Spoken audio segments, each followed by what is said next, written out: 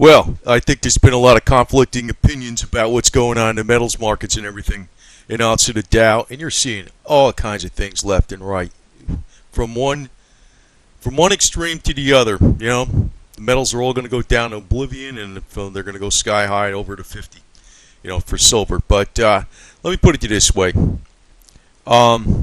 First off, when they did a QE, basically that's really telling you what's going to happen. They're doing a QE infinitum, right? It's going on forever. So that definitely is going to tell you for sure that the fiat currency is going down in a general trend. Now, we just had a little pullback, and if you look back at some of the more responsible people will say, like when you had like 20-something% gain in the metals inside of like from August to September, they kind of said, like looking at Jim Rogers and Mark Faber, hey, they're going to be a little bit of pullback. We'll see some of a pullback. Kind of like common sense. It's kind of like, that's just a typical thing that happens. So that's what you're seeing. I personally think silver's going to finish up pretty strong. And it may take off a little more into 2013. But when that fiscal cliff comes, I think the market's going to get clobbered, especially the Dow, that type of stuff. But gold, I think gold is going to do fine. Now, I'm not going to use technical charts on this because, it's like they tell you resistance points, but they don't necessarily tell you when something's going to blast right through a resistance point on the way up or on the way down, because there's unforeseen circumstances coming up. But I'm going to give you this angle, because there's ways you can tell what's going to happen by just looking at past history and what the human reaction was. For instance, you think Congress is going to be able to stop spending? Like when this fiscal cliff comes up and all these spending cuts are supposed to come in and all these tax breaks are supposed to expire, you think that's going to occur? No, I don't think so. Because there's going to be another emergency measure to the emergency measure, an exception to the exception. What they mandated is going to have to be, oh no, we got another emergency. And they're going to break their own ironclad rules. And they're not going to institute all the cuts. So what I think is going to happen then is Moody's is going to downgrade the debt. Moody's going to do it, not just the S&P this time. So, ergo, what the hell that means, gold is going up. In the case of silver, if the markets go down hard, that's bad for silver. But if gold goes up, that's good for silver. So it's really tough to judge. But the way I look at it is, you're holding this stuff. You see really crazy gains fast, sell some. I've said it a bunch of times. That's the way to do it.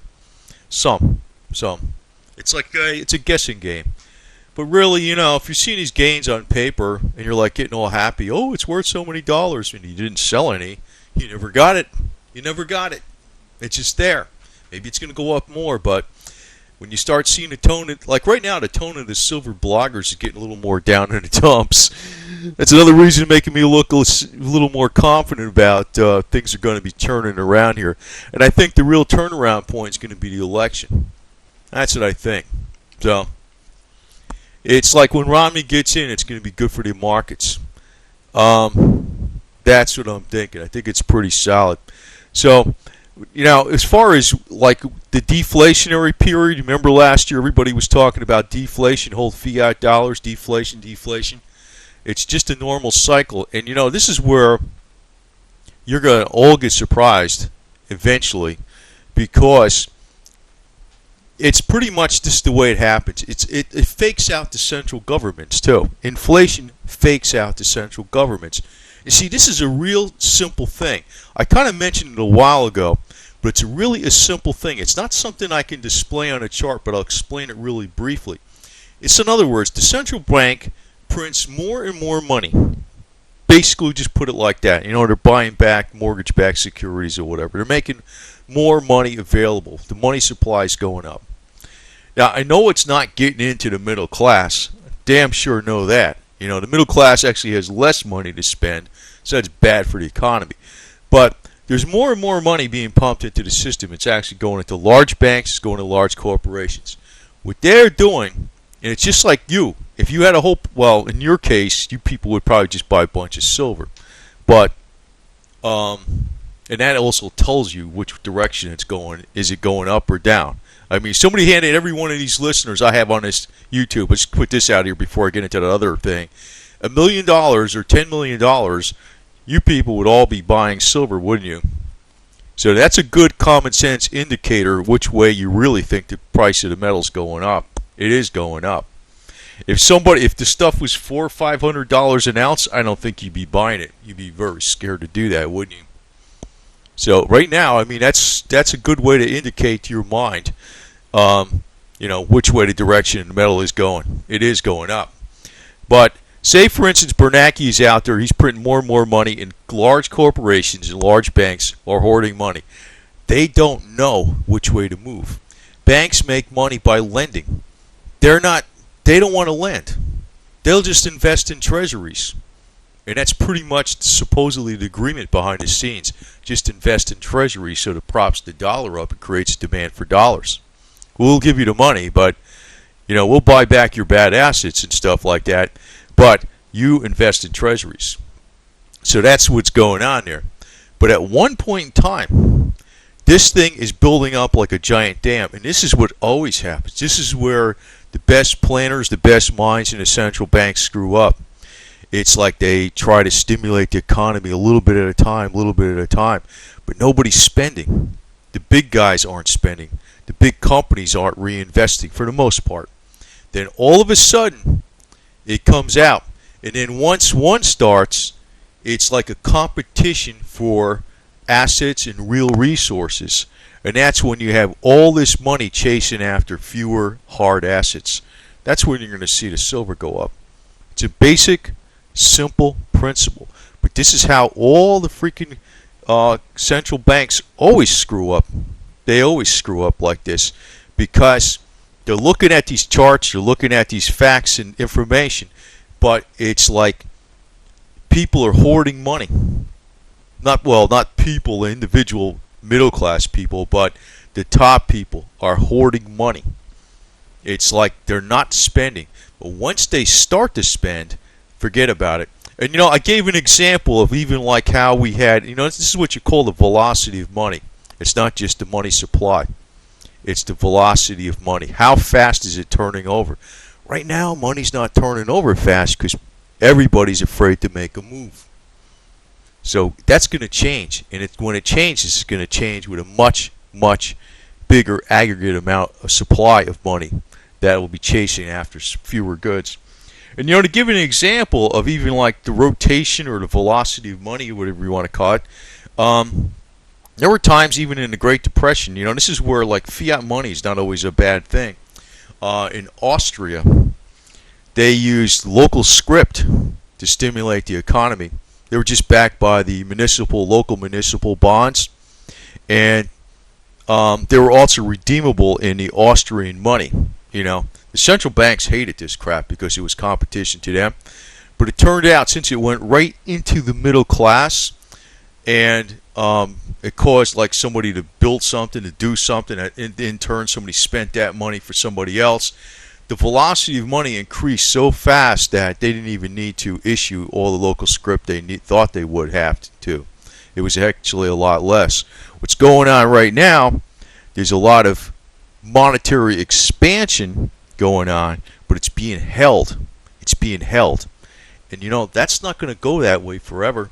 It's like a building up behind a dam. And once that, you see, there's only going to be so much money that these banks are going to be able to, basically what's going to happen is there's going to be a panic near the end of this little game because banks, what they're doing is buying U.S. treasuries. And they're playing a game musical chairs too. Because as the treasuries becomes more apparent that, say the dollar starts going down. This is temporarily to keep the dollar up. But what's going to happen? The dollar is going to be going down because of competition from other currencies like the Chinese yuan. Now, these banks that are buying U.S. treasuries are going to start getting rid of them. And they're going to try to do it nice and slow so they don't alert the other people. But once that happens, there's going to be a panic out of the banks, out of the U.S. treasuries by the big banks and the large companies, out of U.S. treasuries into other hard assets. That's when you're going to see stuff like silver fly up. So, and if you look back even to the German Weimar Republic, A lot of times, there were times when gold and silver was just sitting flat for a long time. I don't like using that example too much because I don't think we're going into the crazy type of hyperinflation that country had. You know, and there's people out there that cite that. And I don't think it is. I don't think it's going to go that crazy. That would mean a dollar went to flat out zero. But I don't think the dollar is going to flat out zero because it's relative to everything else out there in the world. And these guys got too many tricks up their sleeve. They're going to keep it afloat longer than you think.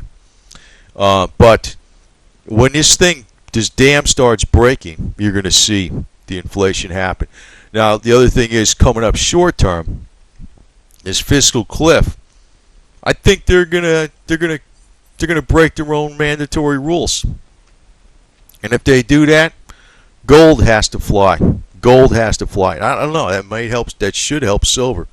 But what I think is going to really help silver is when we get involved in a conflict with Iran. Now, I want to add something here at the end because this is a major, major, major fallacy. And, you know, I see this on, you know, all these guys say it. All of them. You know, all the biggest channels. I don't know what's with these guys, and that's why I'm smelling snake oil, to tell you the truth. Say silver goes to $500 an ounce. Do you know what the world is going to be like at silver? It's not going to just happen where silver goes to $500 an ounce and everything else is cheap. It's going to be everything else is very expensive. That's one number fallacy that they say. You know, they'll say $500 an ounce, real dollars, or some crap like that, and everything, you know, everything else is not going to be that expensive. Incorrect.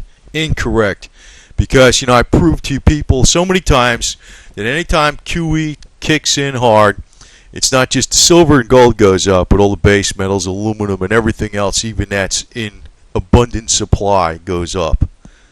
So, but if we're living in a world of $500 an ounce silver, we might be having some serious calamities. I mean, political strife, you know, turmoil, social turmoil, the whole damn thing. So just having those little coins ain't going to help you all the way. That's for sure. I'll guarantee you that. It could be a major boon to you personally, but it sure as hell is not going to be the answer. It's going to be self-reliance and knowing how to do things on your own, knowing how to take care of your own medical problems without the experts, knowing how to do things where you don't need to call somebody up and say, hey, I need this done. Like a little wimp, you can go do it yourself. You know, that type of stuff. You don't need to have people coming over to fix your electric and all this kind of crap. See, these guys on these silver channels are selling you pie-in-the-sky BS. That's one thing I'm telling you right out now. If it goes up that high, if silver goes up like to $500 an ounce, that means the United States government currency is probably down to oblivion. You know, it's down a lot. Your gasoline's going to be over $10 a gallon. Bread's going to be, you know, $8 to $10 a gallon, below that type of stuff. It's not. It's going to be a totally different world if it gets that high. So I don't really expect it to get that high, but I'd like to keep a good dose of reality in this type of stuff because these guys are selling you pie in the sky nirvana garbage with without any kind of reality behind it. But silver is undoubtedly going to go up a lot because the money printing that's happening behind the scenes isn't really getting circulated into the economy where it's chasing after the real goods. That's why you're not seeing the commodities fly too much just yet. You will, though. You will.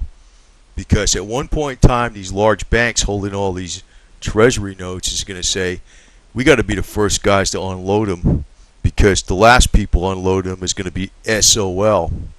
Little common sense, right? So we know it's coming down. But short term, I'll bet you any money, just knowing human nature with Congress, fiscal cliff or not, or mandatory cuts or not with the government, I bet you any money that they find exceptions to the rule. And guess what? They're going to spend. They're going to say, we can't cut this. We got to have an emergency maneuver. And guess what Moody's is going to do? They're going to cut the rating of the U.S. debt. and then gold has to fly. Ergo, it has to. That's going to be very bad for the markets, but very good for gold. Silver, I don't know. It's going to maybe be pretty decent for silver because silver split between general industrial output and outlook for the economy, and it's also linked to gold. So on one side it could be going up, on the other side it could be going down. The only way I could judge silver is if you get crazy gains. I think the really crazy gains are going to take a little while, and it's going to have to be the war in Iran. If you look very carefully, when did silver really go up a lot? Tensions in the Middle East, when oil was going up and gold was going up. Both those two. And that really happens during tensions in the Middle East more than anything. And what can actually bring the economic and industrial demand way up? War. So it's not all good news. It's not all good news, but I'm telling you, these are ironclad facts, and it's going to be how it's going to play out. So I'm damn certain of it.